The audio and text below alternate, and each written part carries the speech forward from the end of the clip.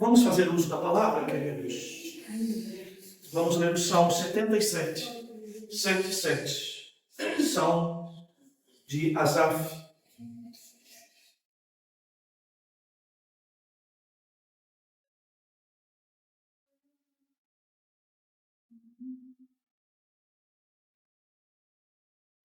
Bem, este salmo, querido, como é grande parte dos salmos de lamentações, não é?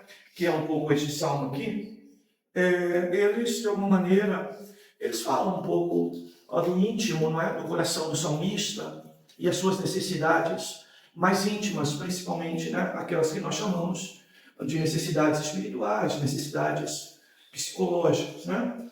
Então, de certa forma, a gente vai estar falando um pouco ainda sobre a antropologia bíblica, né? Sobre as fragilidades do homem, principalmente em tempos como esses que nós estamos vivendo, não é? Muitas das vezes a gente trabalhando no limite e às vezes passando do limite, nós acabamos perdendo um pouco do equilíbrio, não é? Vamos lá então ao Salmo 77. Diz assim: elevo minha voz a Deus levanto minha voz, para que Ele me ouça. Busco o Senhor no dia da minha angústia. À noite, minha mão fica estendida e não se cansa. A minha alma se recusa a ser consolada. Lembro-me de Deus e começo então a gemer. Medito e meu espírito desfalece. Mantém meus olhos atentos. Estou tão perturbado que não consigo falar. Penso sobre os dias passados, os anos dos tempos que se foram. À noite, lembro-me do meu cântico, consulto o coração e meu espírito indaga. Ó Senhor, rejeita para sempre e não será mais favorável a mim? Seu amor cessou para sempre? Acabou-se sua promessa para todas as gerações? Deus esqueceu-se de ser compassivo. Na sua ira encerrou as suas ternas misericórdias. Então eu digo, este é o motivo da minha agonia. A minha mão, ou melhor, a mão direita do Altíssimo mudou. Vou repetir. Então eu digo, este é o motivo da minha agonia.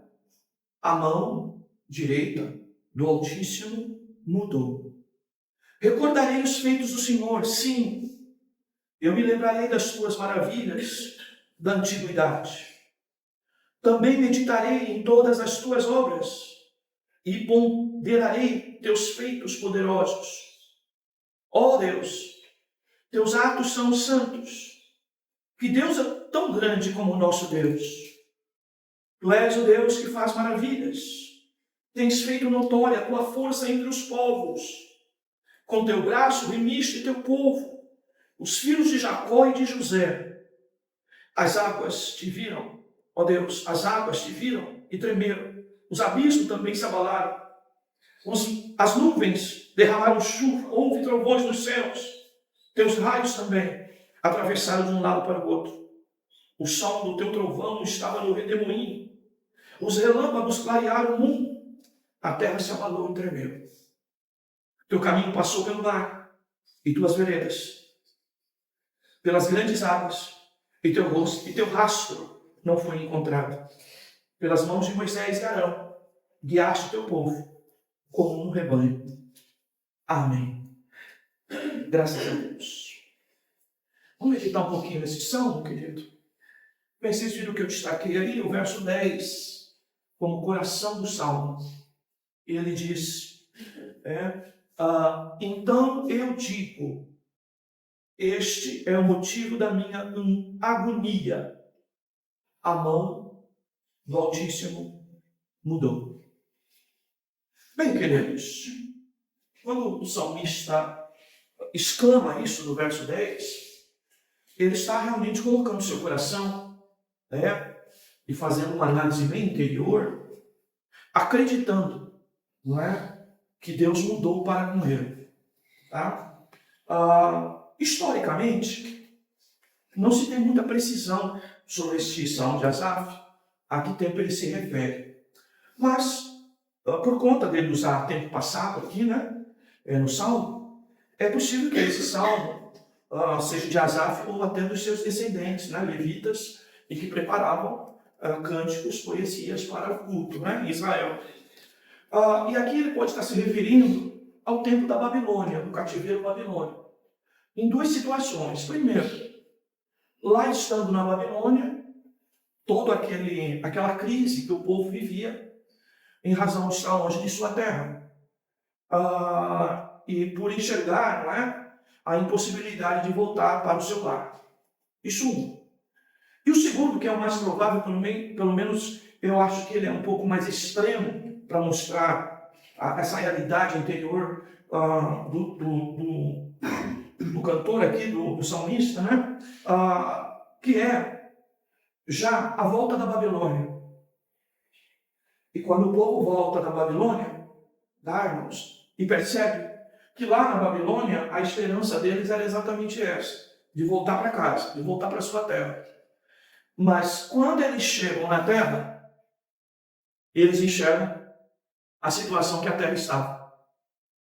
E o quanto trabalho de reconstrução eles teriam. Ele enxerga aqui, queridos, provavelmente, essa realidade de alguém que sai de um grande buraco, de uma grande crise, em todas as áreas, tá? Que você possa imaginar. E que quando, de alguma maneira, você sai daquele lugar, você tem um caminho de reconstrução pela frente. E esse caminho de reconstrução parece muito distante, muito longo. E, por vezes, esse desafio te traz o quê? Te traz desânimo. Porque é muito bom sair do buraco. É muito bom depois que a tempestade passa. Mas reconstruir não é um trabalho fácil. Principalmente quando isso está relacionado, irmãos, à vida espiritual e à vida psicológica. Que nem sempre a gente consegue apalpar e dizer, é esse o problema. É isso que está faltando. É isso que está mais. A gente tem dificuldade em mensurar isso, né? Em quantificar isso. Bem, é possível que essa seja a situação.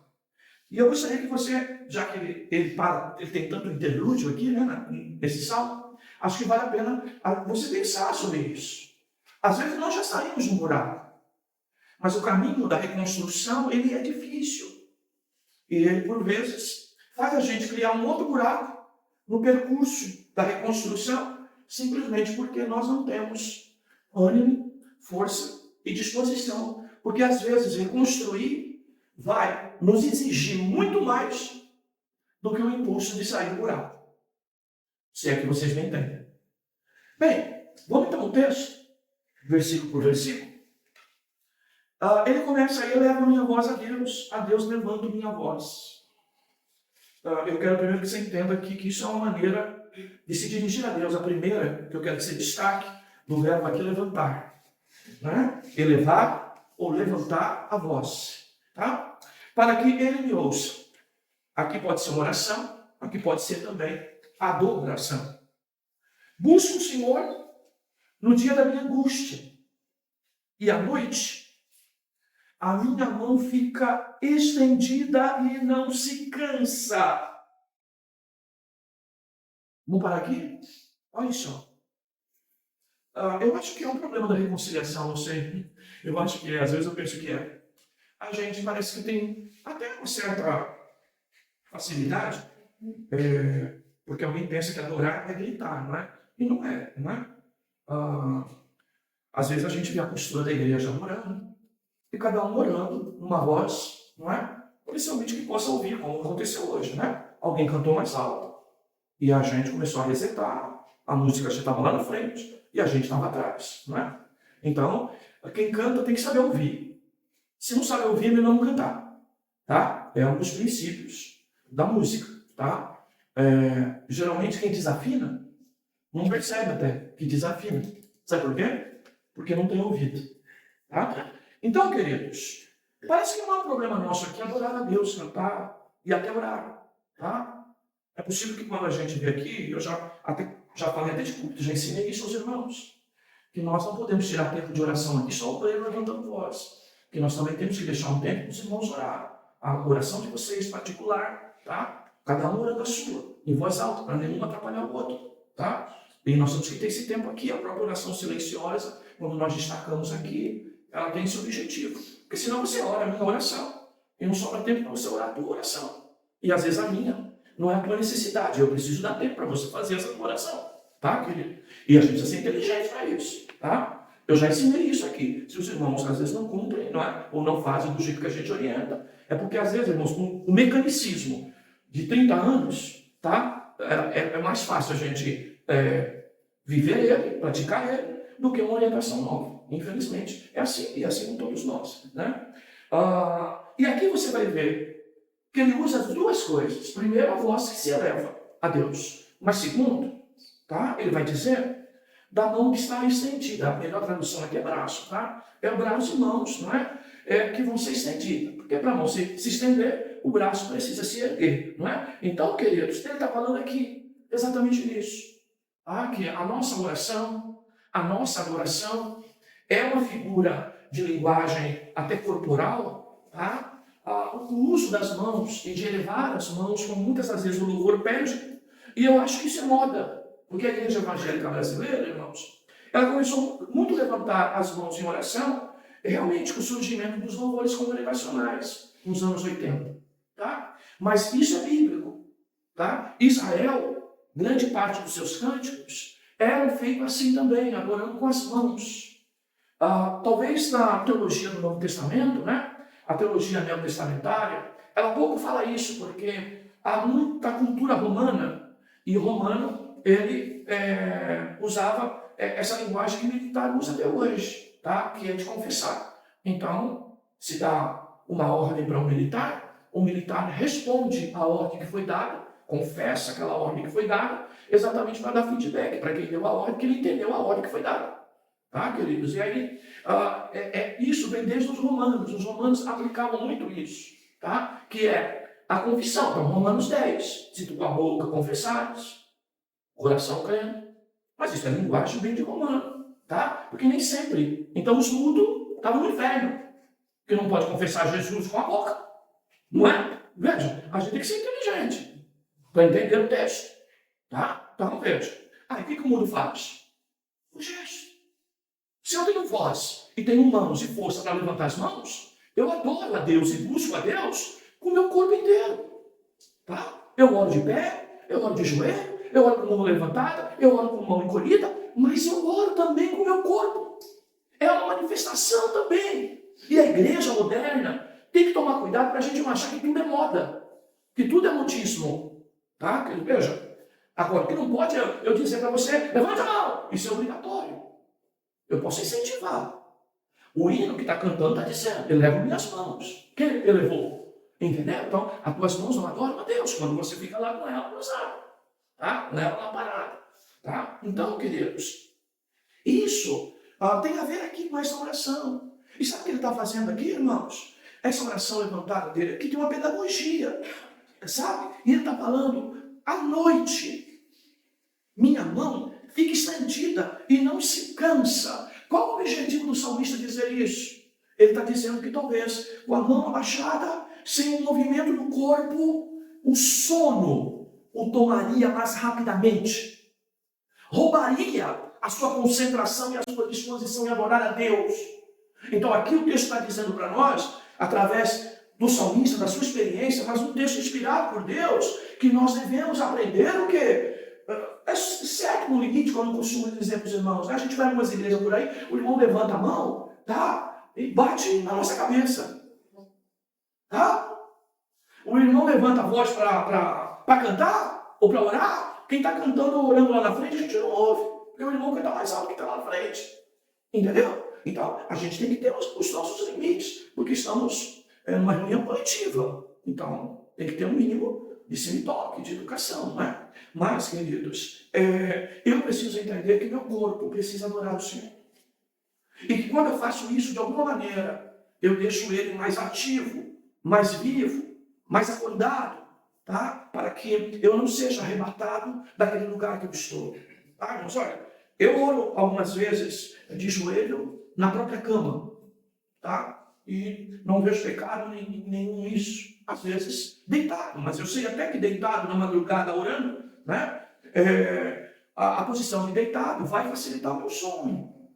Né? Então, hoje, como a gente tem mais liberdade, é lógico, né? Então, a gente, às vezes, até caminha dentro do quarto, orando, baixinho, às vezes, né? Eu moro em Sobrado, que tem geminado, né? Então, queridos, a gente até se movimenta para que o corpo, de alguma maneira, possa se manter vivo e eu possa estar atento e concentrado, com atenção nessa minha fala com Deus, nessa minha busca com Deus. Tá, irmãos? Então, veja, eu gosto, esse é o modelo de igreja que eu quero para nós, é uma igreja tranquila, calma, que tenha capacidade de concentração para ouvir a palavra, tá? Mas nós precisamos, não é? Entender essas coisas, tá, amados? De que se eu mantenho vocês muito tempo sentados, na hora da palavra, inclusive, vocês não vão estar ativos o suficiente para ouvi-la, tá? E eu preciso ter este cuidado. E o salmista, ele fala isso aqui, olha, o sono quer me pegar, ele quer dizer, tá? E de noite, então, o que eu faço? Eu estendo a minha mão, e ela nem se cansa, tá? E a minha alma se recusa a ser consolada. O que significa isso, sabe, irmãos? Consolo é mais ou menos assim. É você pôr a cabeça no ombro de alguém, tá? Ser, digamos assim, receber um consolo, receber algumas palavras, você ali ficar, não é? Esperando que alguém haja sobre você. E o que o salmista está dizendo? Eu quero mais estar acordado, clamando por Deus. A minha alma não quer ser consolada. Eu preciso apresentar a minha causa a Deus, tá? É isso que ele quer dizer. E às vezes, meus amados, nós estamos em situações que uma palavra mais leve, mais suave, vai levar a gente a esse consolo, mas o consolo vai promover em nós também um descanso, um sossego, e o tempo não é para isso. Não de um sossego, não é? De falta de fé, não diz sossego de falta de fé, não. Mas um sossego que muitas das vezes, não é? Pode nos levar a uma espécie de assim se afastar da oração e de até de clamar a Deus, tá? Essa palavra elevar, essa palavra mão estendida, essa palavra levando a voz, provavelmente se tiver traduzido na tua Bíblia aí, eu clamo a Deus, tá? Tem tudo a ver, porque representa isso, tá? Clamar é elevar a voz, é chamar a atenção, tá? É mostrar realmente o que está sentindo, buscando então algo de Deus, clamando realmente por uma necessidade, tá? No 3, lembro-me de Deus e começo a gemer. Olha só, aí ele começa, depois, não é? Ele vai para o gemido, e aí ele fala, medito, e meu espírito, aí sim, desfalece. Então veja, primeiro tempo, disposição para clamar e buscar a Deus e orar, tá? Segundo tempo, aí sim, tá? Eu vou permitir o consolo que no verso 2 eu não queria, tá? Eu queria estar acordado para clamar, vivo suficientemente disposto para buscar auxílio de Deus. E aí depois eu lembro de Deus e começo a gemer. O que ocorre aqui, irmãos? Veja a palavra, medito. Aí você vai ver, não sei se na tua Bíblia vai ter, uma palavra interlúdio, entre parênteses aí, tá? As boas traduções vai ter essa palavra aí, tá? Tem mais que uma até, acho que tem 2 ou 3 aqui nesse salmo. Interlúdio. Esse interlúdio, ele é exatamente essa palavra aqui na linha, que coloca até entre vírgula, medito. Esse interlúdio aqui é uma pausa, é uma parada, é uma reflexão. O que o salmista está nos ensinando aqui? Que até na oração, irmãos, existe pausa, existe reflexão, existe uma parada, e essa parada, geralmente, tá? Ela é resultado de quando eu clamo a Deus, muito movido pela minha angústia, pela minha necessidade, pelo espírito e a alma que está, às vezes, né, muito oprimida, tá? Mas aí ele para e começa, então, a meditar na pessoa de Deus, porque ele lembra de Deus. Começa a gemer. E aí, então, ele medita e seu espírito desfalece, que é a hora em que nós precisamos aprender, até na oração, queridos, a ver o que Deus nos responde. A gente ora, ora, ora, ora, ora, ora. Eu estou falando de oração em casa mesmo, já que às vezes na igreja a gente não tem muito esse espaço, mas uma capacidade de receber alguma coisa de volta de Deus.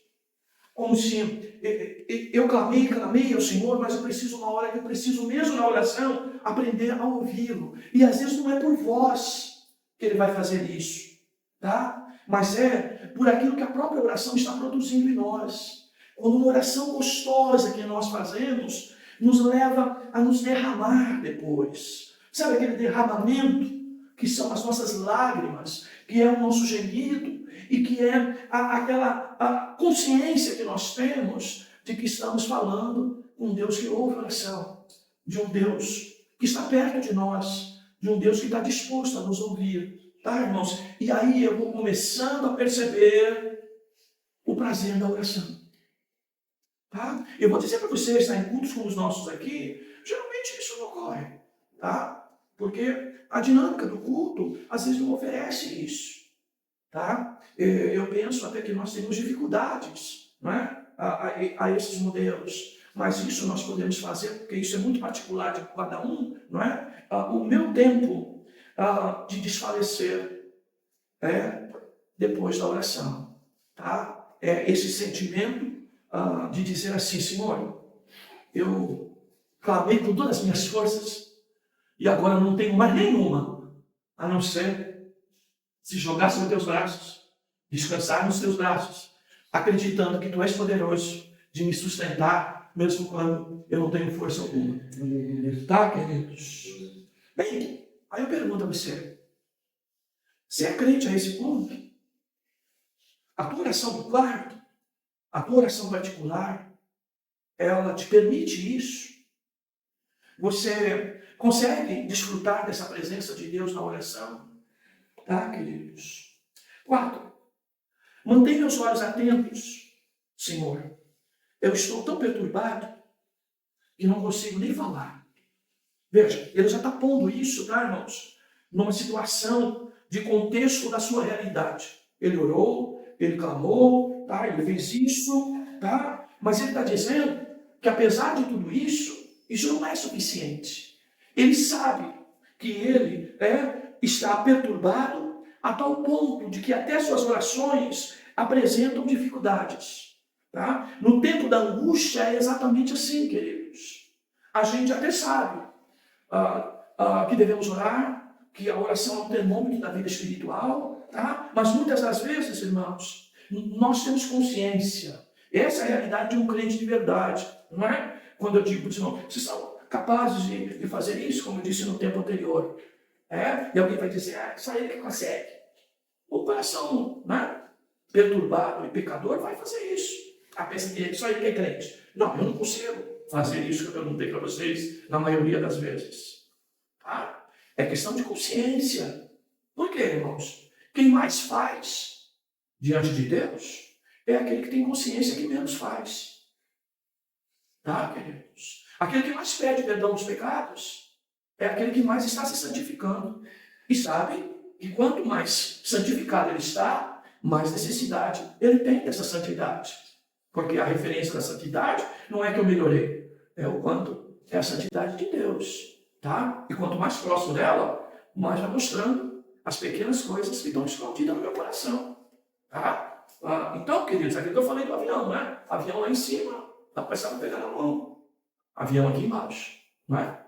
Pega a gente, né? Então, queridos, ele diz, olha, mantenha os olhos atentos, estou tão perturbado que não consigo nem falar. Como que alguém que acabou de clamar, que disse que estende até as mãos e a mão não cansa de noite para orar, agora está falando, Senhor, mantenha os olhos atentos, estou tão perturbado. Você entende, meu irmão? Quantas vezes é assim que a gente está? A gente vai para a oração, até recebe um certo alívio depois dela, o coração até sossega um pouco, mas imediatamente a gente sabe que nós não estamos nos melhores momentos, tá? Na melhor etapa espiritual das nossas vidas. Tá? O reconhecimento imediato do salmista. Estou tão perturbado que não consigo nem falar. Como que pode? Alguém que diz que levantava a voz, que elevava a voz, sabe, irmãos? é quando as coisas começam a ficar sem sentido. E a gente parece que não tem mais uma avaliação exata das coisas. O que você vai entender na frente é que o salmista começa a enxergar, né, um Deus ausente. Ele começa a entender de que Deus já não é mais o mesmo com ele. Que o Deus que agora ele orava não era o Deus que ele ouvia pelos seus antepassados. Tá? Ele começa a falar dessa dificuldade. Então vejam, a gente começa a ter problemas, até de entender, não só a nós mesmos, mas até a Deus. Tá? Aí ele fala, penso então sobre os dias passados, os anos dos tempos que se foram. À noite, lembro do meu cântico, consulto o coração e meu espírito questiona ou indaga. Olha só. Tá? Quando a gente fica confuso, irmãos, com o que está acontecendo conosco e a nossa própria relação com Deus, virá questionamentos nesse nível aqui. Mas veja o que o salmista faz. Ele indaga o coração, ou melhor, ele consulta o seu íntimo. Seu espírito indaga, e a indagação é: o Senhor rejeita para sempre e não será mais favorável à minha causa? Seu amor cessou para sempre? Acabou-se sua promessa para todas as gerações? Quando ele usa essa expressão para sempre, em Salmo, sempre está associado a uma demora e a uma impossibilidade imediata de se enxergar uma resposta de Deus. Tá, querido? Então veja, irmãos, que as crises que a gente passa, o salmista também passou. E ele mostra que isso é inerente à vida cristã. Não é só você que passa ou só eu que passo. Todos nós passamos por este caminho. Mas vejam, a referência do salmista é sempre Deus. Tá? E quando ele volta aí ao passado, ele diz, Deus esqueceu de ser compassivo. Por quê? Ele ouviu isso e ele sabia disso. Havia testemunho na própria vida dele a respeito desse Deus compassivo. Olha, na sua ira encerrou suas ternas misericórdias. Aí vem de novo, pausa. Está vendo aí, interlúdio? Você não tem na sua? Isso é uma outra pausa. Veja, reflexões. Tá, irmãos? A vida com Deus, irmãos, desde o Salmo 1, nos ensina a ter reflexões com Deus. O que é? Pausa, parar e esperar alguma resposta de Deus. Tá? Que às vezes acontece dentro do nosso íntimo naturalmente, às vezes é uma paz, às vezes não é uma espécie de gozo, às vezes é uma espécie de prazer e de alegria que o Espírito opera dentro de nós. Aí eu pergunto a você, você tem feito esse exercício, meu irmão? A vida com Deus, irmãos, exige pausas para nós refletirmos. Lembra que eu falei esses dias? Não confunda ativismo, né, com espiritualidade. São duas coisas totalmente distintas. Tá? Aí ele diz mais. Aí ele deu uma parada. E aí então, depois que refletiu, ele diz, olha, esse é o motivo da minha agonia. A mão direita do Altíssimo mudou. O que ele está dizendo? A mão direita é a mão da autoridade.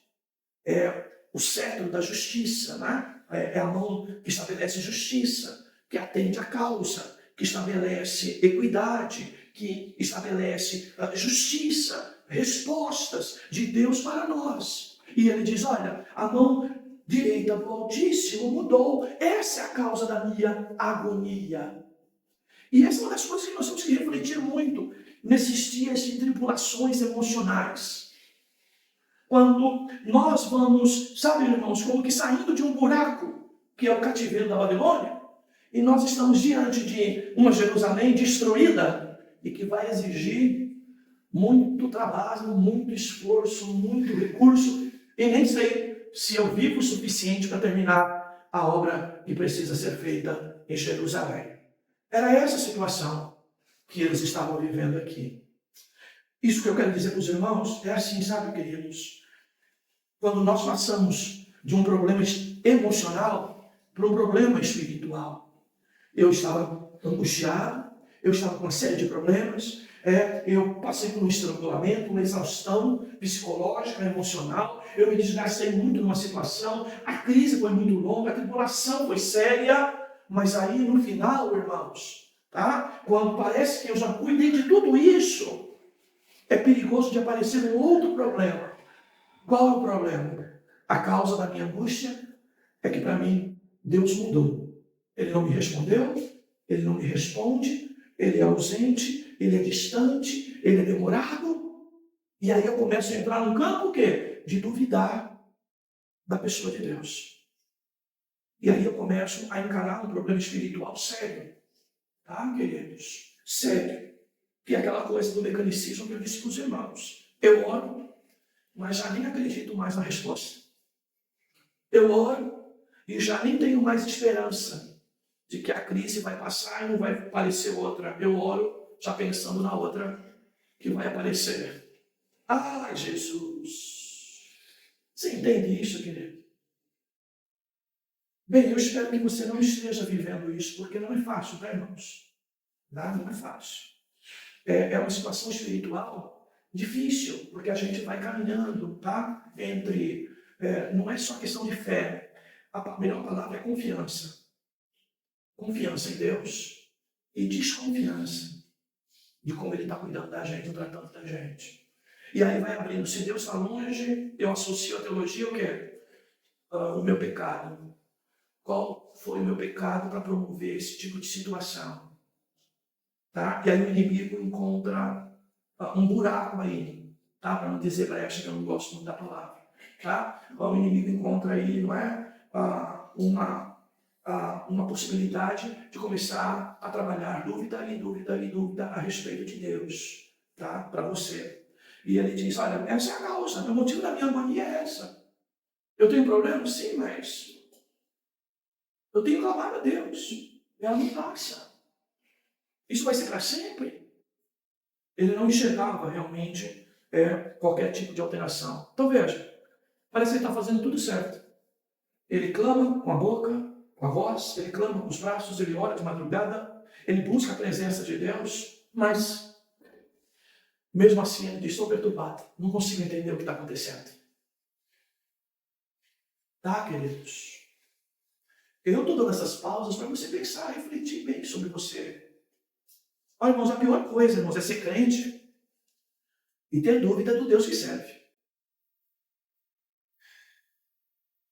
Nós vivemos uma geração assim, viu, queridos? Tomara que não seja o nosso caso. Tomara que não seja o nosso caso. Porque, como eu disse na semana passada, nós estamos vindo para a igreja atrás de bênção. Quando nós deveríamos vir atrás do Salvador e nos jogar a seus pés, agradecendo a Ele por revelar Jesus como Salvador para nós. Uma grande parte da comunidade evangélica hoje, irmãos, não tem consciência e nem faz isso. Vem para dançar a dança da chuva, tá? À espera de bênção, tá? Que é a mesma coisa que se fazia no passado os pagãos, tá? A dança da chuva, para vir chuva sobre a terra, sobre a lavoura, para dar fruto, tá? Infelizmente.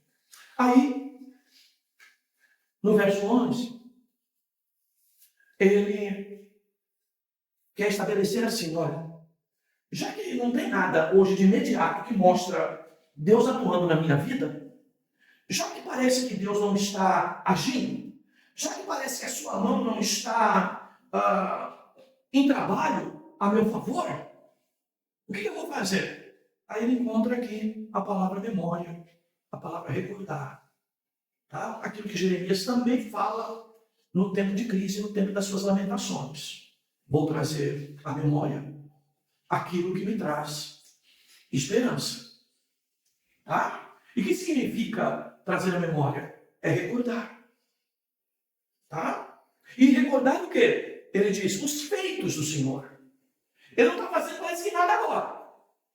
Está demorando para realizar na minha vida. O que eu vou fazer? Eu vou trazer à memória os feitos que ele fez. Sim, eu vou lembrar das maravilhas de Deus na antiguidade. Ou seja, no tempo antigo. Certamente ele vai trazer à memória o quê? A saída do Egito. A história que o povo de Deus conta de como Deus livrou Israel das mãos de Faraó e do Egito. O que Deus fez diante de uma grande potência, não só econômica e política, mas também espiritual, que era o Egito, debaixo do reino das trevas. Então, eu vou me lembrar das maravilhas da antiguidade. Olha, eu não tenho nada para agora lembrar que estimule a minha fé, que me traga convicção do Deus que age, do Deus que faz. Eu vou lembrar do que ele já fez um dia. Por quê, irmãos? Ele percebe sua fé enfraquecida. Ele identifica que a sua convicção em Deus está abalada. Por quê? Ora, e a resposta não vem. Até quando tem um alívio, nem terminou o alívio, já está com medo da próxima crise. Tá? E ele tem mais convicção na crise que vai vir do que na cura de Deus. Olha só. Eu também meditarei em todas as tuas obras e ponderarei teus feitos poderosos. Olha só, queridos. Deus, teus atos são santos. Que Deus é tão grande como o nosso Deus. Olha só, queridos. Ele vai restaurando a sua fé em Deus. Por quê? No imediato, a falta de resposta de Deus estava diluindo sua confiança e sua fé. Ele permanecia fazendo tudo certo. Mas o desassossego, o desespero, ainda estava presente. Tá, queridos? A perturbação ainda estava presente. Tu és o Deus que faz maravilha.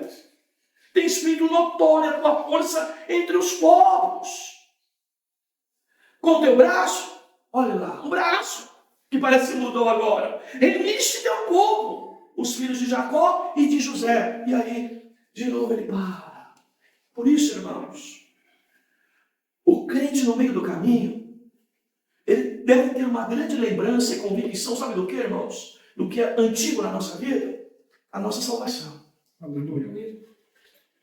E se você não tiver lembrança disso, de convicção, que está salvo em Cristo Jesus, aí as tuas memórias te derrubam, porque elas não vão te sustentar.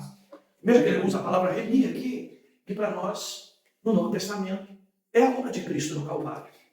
Tá? Que Cristo morreu por mim e por você lá. Eu tenho esta convicção que lá na cruz, ele morreu no meu lugar. E você tem que ter isso. Mas como eu costumo dizer, irmãos, Evangelho dos anos 80 para cá, pouco nos falou sobre isso. Tá? A gente está acostumado a ir na igreja para receber a bênção. E a bênção do dia a dia. Não que Deus não dê.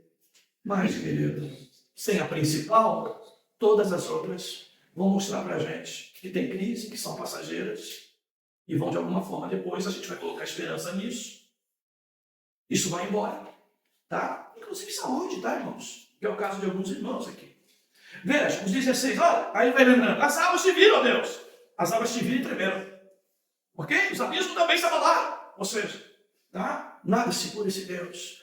Que Deus é como o nosso Deus, poderoso como o nosso Deus. Tá? Então, quem confia nas águas, como uma divindade, essas tremem diante do nosso Deus. Quem crê, e estabelece abismo como divindade, esses abismos, esses ídolos, esses deuses tremem diante. As nuvens derramam chuva sim. Houve trovões nos céus. Tem raios também atravessaram de um lado para o outro. O som do teu trovão estava no redemoinho. Os relâmpagos clarearam o mundo. A terra se abalou e tremeu. Teu caminho passou pelo mar, tuas veredas pelas grandes águas, e teu rastro não foi encontrado.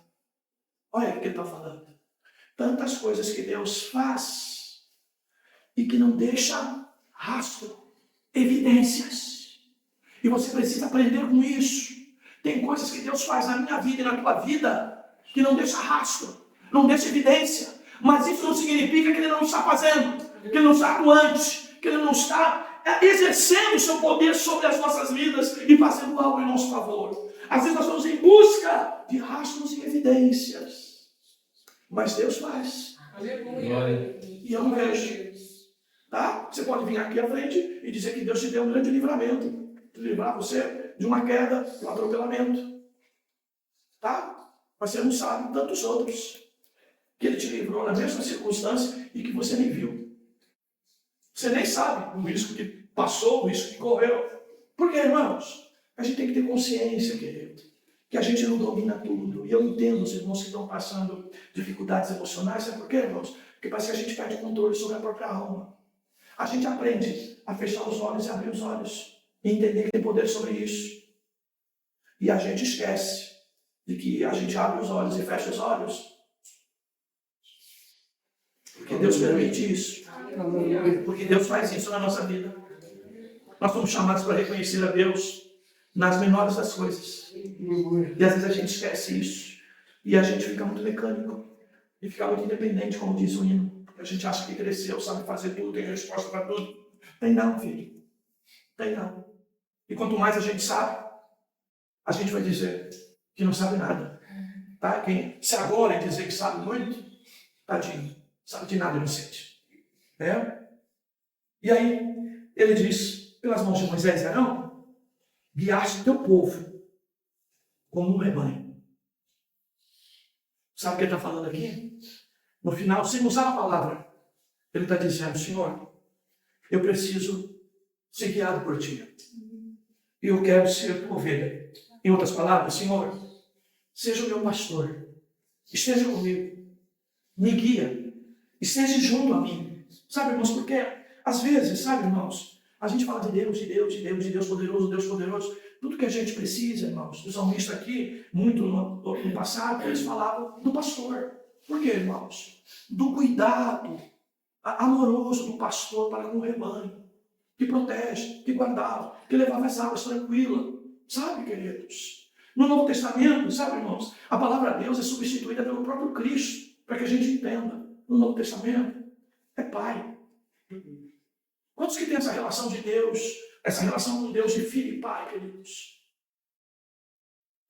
O pai o que é? É o que cuida. O pai é o que dá provisão. O pai é o que dá proteção. Sabe o que significa aí essa questão de filho e pai, irmãos? É ser dependente dele, é como uma criança que não trabalha, logo não tem dinheiro para comprar nada, mas quem sustenta é o pai. Se teu bolso está vazio, se está faltando saúde, tem alguém que cuida de você, meu irmão. É o teu pai. Quem cuida da criança quando está doente? O que você está sentindo? Eu não sei, eu adoro aqui, ali, acolá. Já como é difícil até a gente chegar a um diagnóstico de criança. Né? Minha mãe tinha até uma tabelinha, mas acho que nem sempre funcionava. O bebê está doendo. O bebê está chorando. A minha mãe logo dizia, primeiro, é fome. Deu uma madeira, está chorando. É fralda suja. Vai limpar a fralda. Não é? Trocou a fralda, continua chorando. É cólica. Vai fazer uma massaginha. Tá? Fazer uma massaginha. Deus é pai, querido. Deus sabe. Deus cuida de nós. Tá? Ainda que não haja evidência. Ainda que a tua oração ela seja reflexo disso. De uma reflexão que nós estamos fazendo aqui. Senhor, isso vai durar para sempre? Isso não vai acabar? Isso não vai parar? Tá? E parece que a mão de Deus não está trabalhando. Mas a mão de Deus, a mão direita de Deus, é aquele que está sentado à direita de Deus. Aleluia. É a pessoa de Cristo, que já fez tudo na cruz por nós. E por isso que eu digo, a gente tem que lembrar da nossa salvação, porque lembrar da salvação é lembrar da cruz. E lá, querido, ele já preparou todas as coisas para nós. Aleluia. Consumou todas as coisas para nós. E é nisso que nós precisamos confiar. Isso é descansar em Deus. Então, é a relação de pai e filho. Não consigo mais, não tenho domínio mais sobre essa situação. Perdido, não me sentindo nada. É Deus que ele mostrar para você. E sem ele, você nada pode fazer mesmo. E você precisa reconhecer isso. Para que você, como eu disse esses dias, não continue dizendo apenas de uma teoria. Isso aqui é lindo e maravilhoso, mas é um convite à vida com Deus. A vida prática. Por isso que ele diz, ouve e não pratica, sem futuro. Tá? Tem que praticar. E praticar, irmãos, não é só obedecer questões morais. É também viver por fé. Tá? Ainda que você trabalhe, ainda que você lute, mas quando faltar, lembre que é Deus que vai te sustentar. E Ele te sustenta. Ainda que não haja nenhuma evidência, Deus está trabalhando em favor daqueles que vão herdar a vida eterna. Aleluia. Que o Senhor dê descanso à tua alma, porque às vezes o que nós precisamos é isso, confiar em Deus e dar descanso à nossa alma. Não é? O salmista também diz isso, né? No Salmo, né? Porque te abates, porque está batida a minha alma dentro de mim. Espere em Deus, confia nele. Deus abençoe a igreja, Deus abençoe meu irmão, minha irmã, que essas palavras te fortaleçam, que elas te levem à oração, sim, mas que entenda que tem horas que a gente não entende mesmo o que está acontecendo, tá? A gente está fazendo tudo certo e no fim percebe que está tudo errado porque a gente não está entendendo nada do que está acontecendo, tá? Mas cuidado quando você começa a colocar dúvida a respeito do Deus que você serve. Não deixe o inimigo semear isso no teu coração, na tua alma. Essa é a minha maior preocupação. Porque grandes casos de suicídio que nós temos visto, tá, irmãos? Grande parte deles, tá? O resultado é esse. Perdeu a esperança até em Deus, tá? Alguns casos chega a acontecer isso. A gente não tem como distinguir um caso ou outro, só Deus sabe, tá? Mas às vezes a gente vai a um sofrimento tal que a gente atribui a causa do nosso sofrimento a ausência de Deus, do Deus que nós um dia conhecemos e que um dia trabalhou em nosso favor e que de repente agora está atrasado. Mas Deus não atrasa. Ele está trabalhando e tem certeza que depois de tudo isso você o servirá melhor. Eu disse, você o servirá melhor. É isso que você precisa entender. Tá? Não é o teu benefício, é você servir ao Deus de verdade, de maneira verdadeira, plena, absoluta. Tá bom? Baixa a cabeça. Senhor, dá descanso à nossa alma. Ainda que não haja evidências, que nós possamos crer, porque a fé é isso. A fé não é ver, a fé é esperar. Ajuda-nos, Senhor, mesmo sem ver, esperar e confiar que Tu trabalha de várias maneiras e às vezes Tu passa, Tu age e não deixa nem rastro. Ó Senhor, ajuda a gente a entender tudo isso no meio da confusão que certas doenças mentais, psicológicas, emocionais ou mesmo físicas nos levando ao desespero podem produzir, mesmo em caos profissional, familiar. Senhor, ó Senhor, dá paz ao nosso coração. Ajuda-nos, Senhor, a voltarmos a confiar em Ti. Quando não houver, Senhor, resposta iminente, próxima, mais próxima, que a gente lembra de coisas tão grandiosas que Tu já fizeste por nós, por pessoas que já contaram bênçãos, que nós vimos situações sendo mudadas, que a gente possa lembrar dessas coisas para fortalecer a confiança que temos em Ti. Perdoa as nossas fraquezas, que são muitas, Senhor, mas fortalece a nossa confiança em Ti. É a nossa oração. Em nome de Jesus. Amém. Amém. Graças a Deus. Vamos ficar de pé, queridos.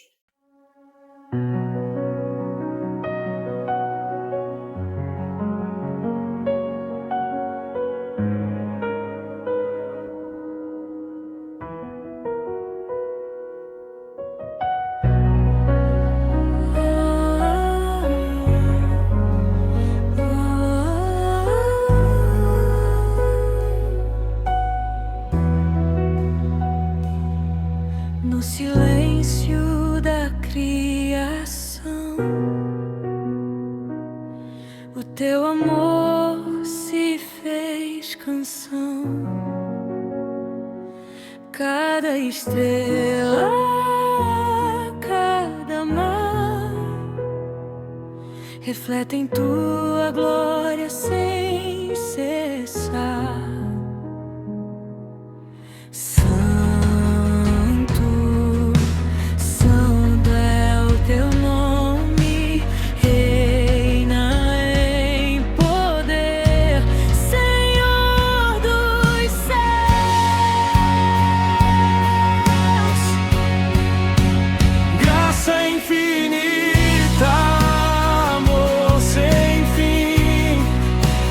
Cristo é tudo, viver.